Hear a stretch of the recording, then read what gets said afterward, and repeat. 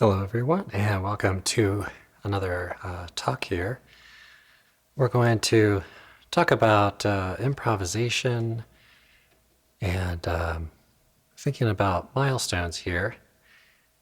I'm going to put out a video on the melody. I think I may end up recording it a little bit later this evening if I can. We'll see. But hope to get something out.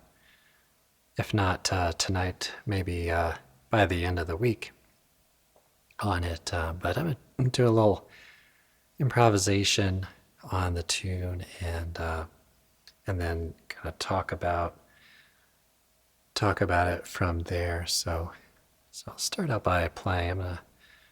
I'm gonna I may even release this on YouTube as a podcast, but I'm gonna release it as a regular podcast as well. And then this is also a video available to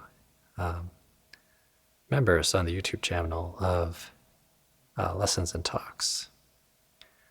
So let's start out with just doing a little playing on it.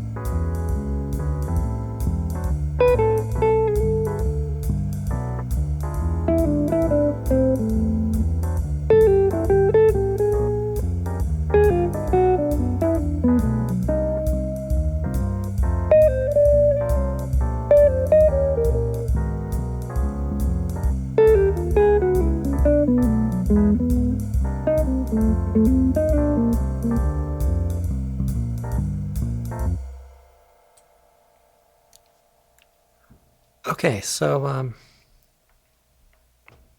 let's talk a little bit about some of the things that we've been talking about, at least on the in the member area on the YouTube channel.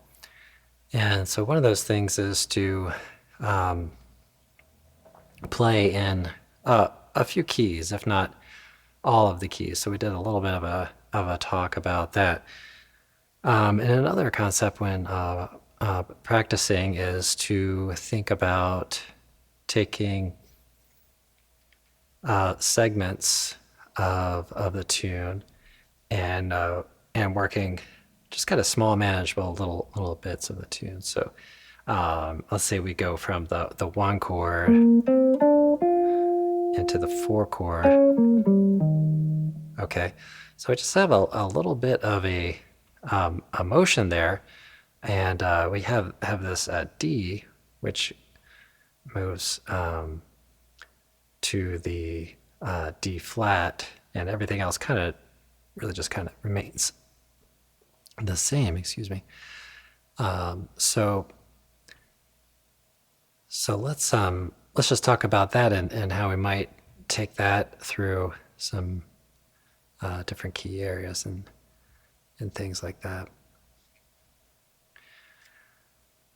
Okay, so we have 1 chord. So I might play something like that. Okay, so what I'm doing there is really kind of a B flat major triad. And I'm just creating a little motion between the root and the third. These are sometimes called melodic structures. So, okay, and then we could play. Repeat that note, right, and play through that note. So then you could try that out and say, okay, well, maybe I'll take that exact thing and move it into different keys. All right, which is fairly easy to do on guitar if you keep on the same string. So, okay, so if we play something like that, and then the trick is to maybe move that into other string sets and string combinations. But of course, we could also freely improvise and play, just that one change. So that's a real strong thing, I think, to do, is to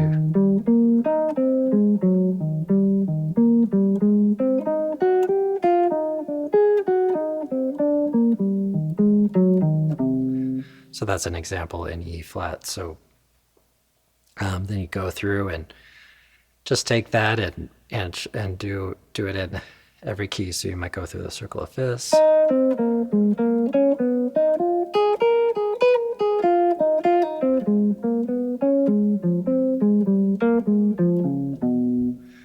Okay, and then just kind of play it through. So then you might say, well, I'll take the next two chords and put those on a loop and try to work those out kind of together, and then take a small segment of the progression and work out a sequence, so maybe a little bit more of it. So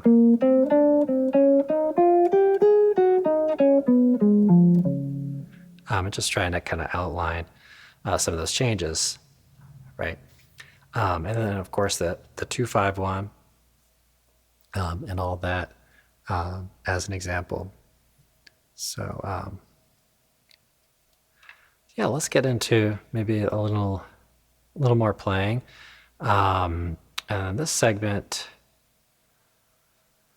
what I'm going to do is maybe play a little more sparsely and just work at maybe taking and sing work. I can maybe minimize some movement and play just kind of over slightly longer stretches of time with individual notes. So I'll take the tempo up a little bit here.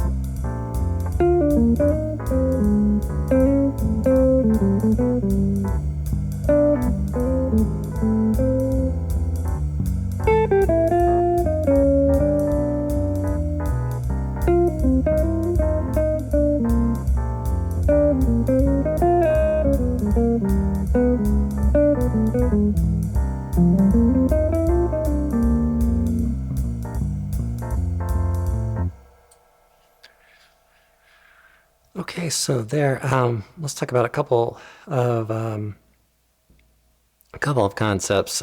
So I started out there really, like I mentioned, playing over longer stretches, you might say, so, or just kind of longer tones, and that can really be helpful in finding commonalities between chords. Also, sort of gives some opportunity to check out where it might fit well to do to kind of enclose certain notes. To maybe go a step or half step above it and or below, and we kind of work through that.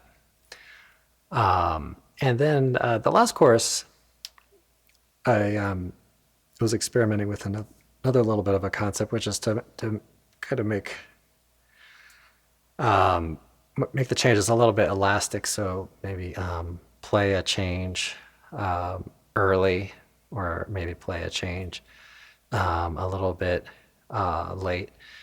So just like I said, just kind of maybe stretching it out and just creating these little tensions by doing that.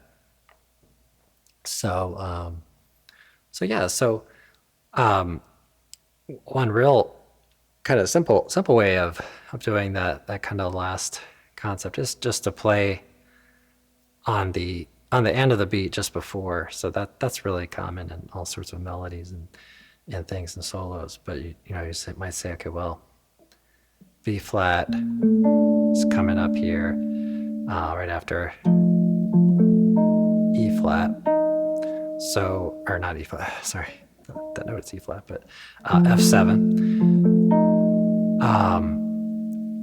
I say, okay, well, I know this D note is gonna resolve nicely, so you play D, say half step before, or half of a beat before, excuse me, half of a beat before it comes in. So,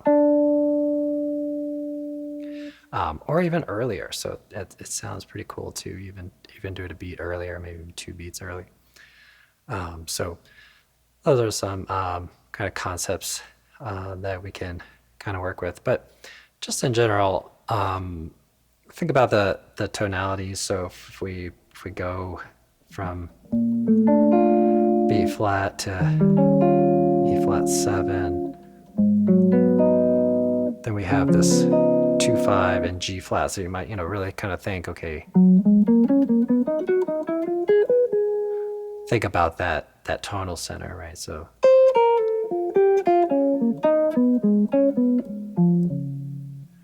really think in that key center, and then it goes to A major at times, G major.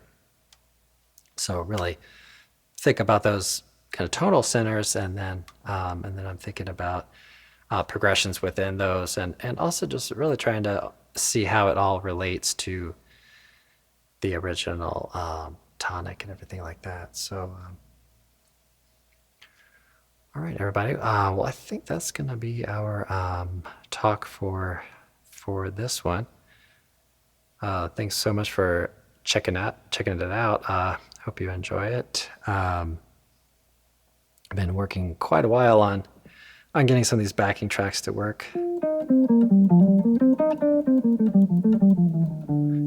In this live setting and get it all to kind of sit well together. So I hope that is happening. I'm certainly going to listen back. It's a work in progress, but